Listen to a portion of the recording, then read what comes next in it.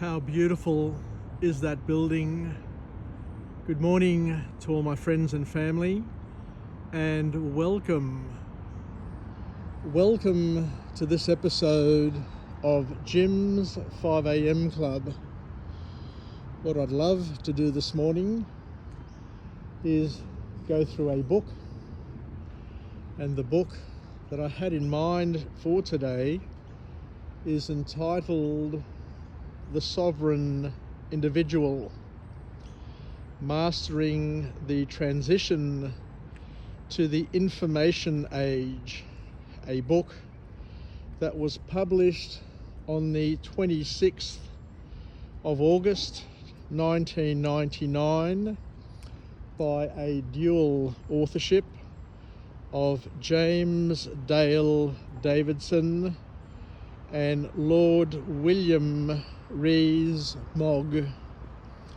This book offers a visionary and thought-provoking look that explores the profound societal, economic and political changes brought about by our information age. It predicts a future where individuals gain unprecedented power and autonomy, challenging traditional institutions and systems. So let's go for a walk and talk and see what we can glean, what we can learn, what we can take from this book, from this expression of deep thinking, and incorporate it into our own inventory of knowledge, skills and wisdom, and hopefully be in a position to apply it. The first key message to come from this author, or this dual authorship, is that the information age redefines power. The information age shifts power from national states and large institutions to individuals. Technology, particularly the internet, enables people to access information, communicate globally, and operate independently of traditional systems, reducing the control of centralized authorities. That's a powerful statement. We look at the decline of the national state because as technology empowers individuals, the national state's ability to tax, regulate and control diminishes. The authors predict that governments will struggle to maintain their authority in a world where wealth and knowledge can easily cross borders. Which brings us to the rise of the sovereign individual. The sovereign individual is someone who leverages technology to achieve financial independence, privacy, and autonomy. These individuals will operate outside of traditional systems, using tools like cryptocurrencies, digital nomadism, and offshore investments to protect their wealth and their freedom. Wealth creation in the digital economy.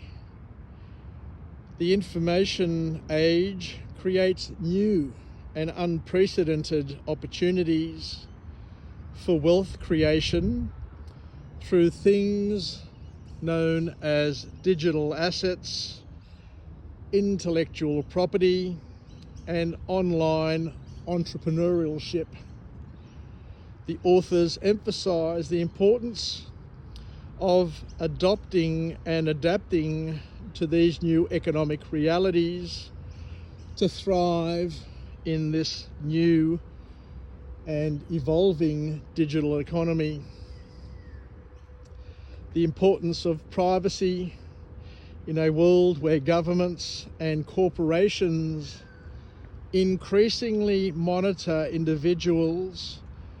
Privacy, believe it or not, becomes a critical asset and an important currency. The authors advocate for using encryption, anonymity tools, and other technologies to protect your personal freedom and autonomy. And sooner or later, we need to get our minds around the end of traditional employment. The information age disrupts traditional employment models, with more people working as freelancers, contractors, or entrepreneurs. The authors predict a shift toward project-based work and the gig economy, where individuals have greater control over their careers. We look at cryptocurrencies and blockchain technology that play a central role in the transition to the information age, because they enable individuals to bypass traditional financial systems and protect their wealth from inflation and conduct transactions that are both secure and private. This also leads to another important consideration. We're looking at the fragmentation of society.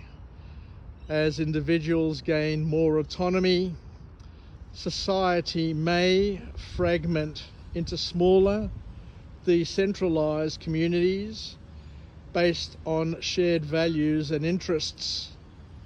The authors predict a decline in traditional social structures and the rise of new forms of friendships, connections, and associations, which leads to a challenge in terms of how we adapt and how we adopt to the change. The transition to the information age will be both disruptive and increasingly challenging.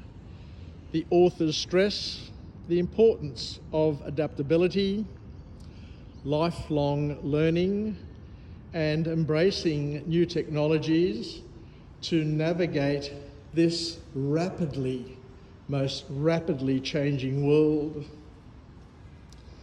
And the last key point to come from this brilliant book is where we look at the future of governance. Traditional forms of governance will struggle to remain relevant in the information age. The authors of this book predict the rise in new systems such as micronations, virtual communities, and decentralized governance models that better align with the needs of the sovereign individuals.